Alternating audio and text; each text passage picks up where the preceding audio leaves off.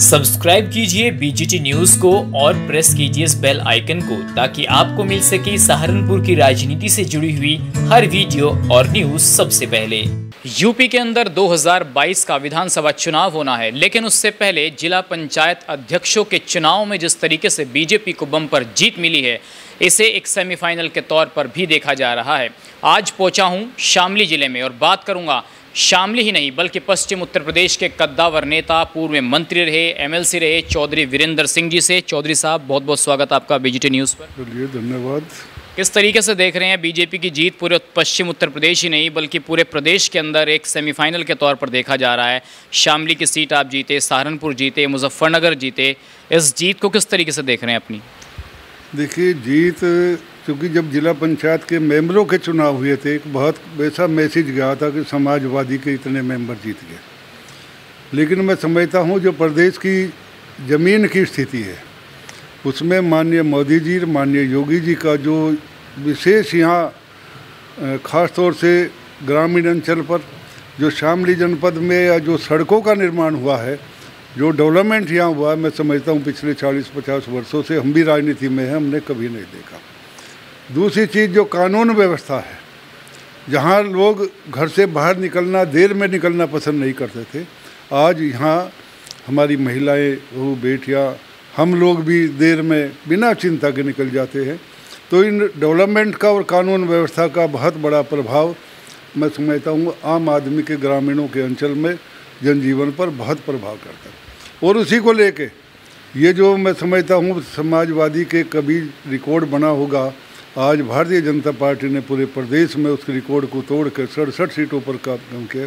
इसमें माननीय मोदी जी, योगी जी और कार्यकर्ताओं ने जो मेहनत की है, हमें भी आशा नहीं थी कि ये स्थिति बनेगी, लेकिन मैं समझता हूँ परिणाम बहुत ही बढ़िया है।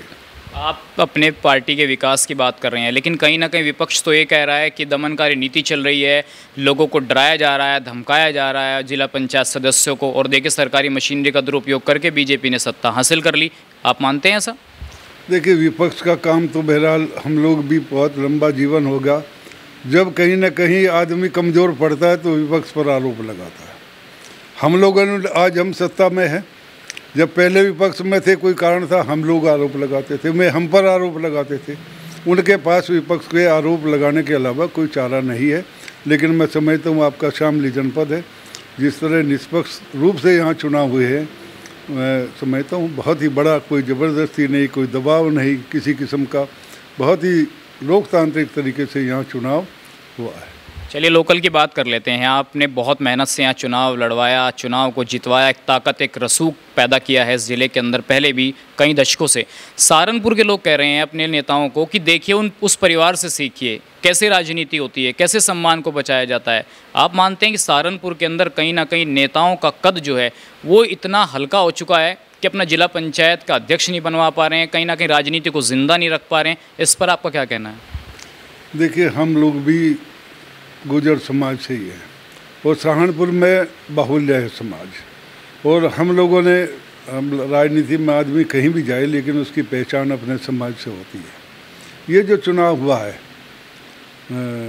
जिला पंचायत का, उसमें सहारनपुर और नोएडा हम भी रोज़ पढ़ रहे हैं और हम पे टेलीफोन भी आ रहे हैं, और में लोग महसूस करते हैं कि हमारी साथ जातियाँ हुई है।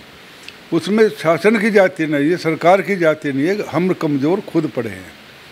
सहारनपुर से बढ़िया कोई ज़िला नहीं था, चौधरी यशपाल सिंह की बढ़िया नेतागिरी थी। आज हमारे एमपी भी हैं, एमएलए भी हैं, लेकिन हमें उस स्तर पर वो बात हम नहीं कहना चाहते।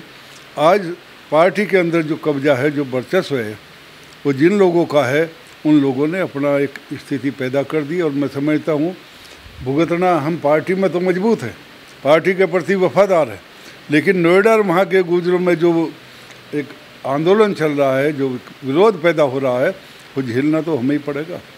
तो इसलिए मैं समझता हूँ कि ये कमजोरी रही, लेकिन मिलेंगे और सहारनपुर में भी जाएंगे, एमपी साहब हैं और भी राजनीतिक लोग हैं, बैठ के मीटिंग करके, और लखनऊ भी बात करेंगे ताकि हमारा समाज कहीं पीछे ना रहे, कमज़ोर ना रहे। यही एक कारण है, वरना तो सहारनपुर का आदमी और नोएडा का आदमी मजबूत है। कहीं ना कहीं आपको नहीं लगता कि गुर्जर समाज जो है राजनीति में अपनी हिस्सेदारी को कम होते देख चिंतित भी है और कहीं ना कहीं अनदेखी भी हो रही है, क्योंकि जहाँ पर गुर्जरों का वर्चस्व था, आपने यशपाल सिंह का नाम लिया, बाबू हुकम सिंह थे, आप हैं, रामचंद्र विकल, इतने बड़े बड़े नाम थे, नारायण सिंह थे, संजय सिंह, तो कहीं ना कहीं एक डाउनफॉल है बिरादरी के अंदर और पार्टियाँ जो अनदेखी कर रही हैं उसको लेकर आप क्या ऊपर तक मांग रखेंगे? नहीं, ये एक बहुत बड़ा हम भी महसूस करते हैं, क्योंकि हम लोग भी जब राजनीति में आए सन 80 में एमएलए बने, ताऊ जी एमएलए थे, बाबू नारायण सिंह जी, चौधरी यशपाल सिंह जी, हुकम सिंह जी, रामचंद्र विकल, एक बहुत बड़ा पश्चिम उत्तर प्रदेश में गुर्जरों का वर्चस्व था और अब तक रहा। लेकिन मैं समझता हूँ आज जो वातावरण बना है, फेस मुझे भी करना पड़ता है, क्योंकि समाज से बड़ी चीज़ मैं नहीं मानता कोई है। हम लोग भले ही हम राजनीति करते हैं, हम पार्टी के प्रति वफादार हैं, लेकिन जहाँ जहाँ हम समाज में जाएंगे आधार तो वही है।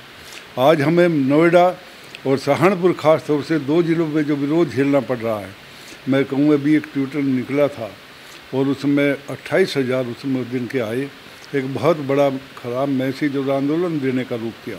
हमारी भी 2-4 लोगों से बात हुई, हमने उन्हें कहा भाई आप ये प्रमुखी के लिए चुनाव निमट जाए, इसके बाद हम 10 आदमी समाज के जिम्मेदार MP साहब हैं, हम हैं, मेरठ के हैं और हैं, नोएडा से लेंगे और हम बैठ के माननीय मुख्यमंत्री से और बड़े स्तर पर बैठ के बात करेंगे कि समाज निराश क्यों है, इस जो निराशा है इसे निराशा को दूर करे, हम लोगों को ये झेलनी ना पड़े। लोग कह रहे हैं सहारनपुर के भी और पश्चिम के भी कि आप MLC दोबारा नहीं बनाए गए, तो कुछ इस तरीके की बातें भी हो रही हैं, कहीं आगे भविष्य में कहीं जगह दी जाएगी सरकार शासन संगठन में?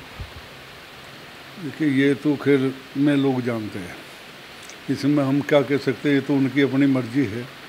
लेकिन मैं या किसी को भी, क्योंकि सरकार में समाज के लोगों को वो महत्वपूर्ण स्थान नहीं मिला जिसमें जागृति आए और समाज को कंट्रोल कर सके। लेकिन ये तो सरकार के नेताओं का अपना फैसला है और उन लोगों में जैसे चाहेंगे, क्योंकि समाज की जो कमजोरी है उसे दूर करने के लिए उसे बहरहाल कहीं ना कहीं समाज के किसी को करे एक महत्वपूर्ण पद देना चाहिए ताकि समाज हमारा ठीक हो सके। एक अंतिम सवाल, आप 2022 के लिए तैयार हैं? अगर पार्टी कहीं से टिकट देती है, चुनाव लड़वाएंगे मनीष को या कोई आने वाला समय में कोई बड़ा चुनाव लड़ने की तैयारी है?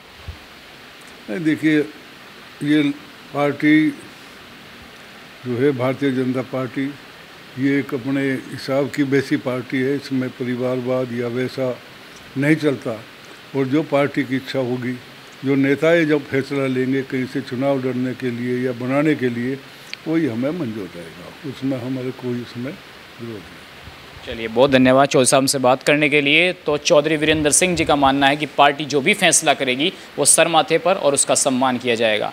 इस वीडियो में बस इतना ही। अपने सहयोगी अक्षय के साथ सचिन चौधरी, शामली। इस खबर को अगर आप फेसबुक पर देख रहे हैं तो हमारे फेसबुक पेज को लाइक और फॉलो जरूर कीजिए, और अगर आप यूट्यूब पर देख रहे हैं तो हमारे चैनल को यूट्यूब पर जाकर अभी सब्सक्राइब कीजिए।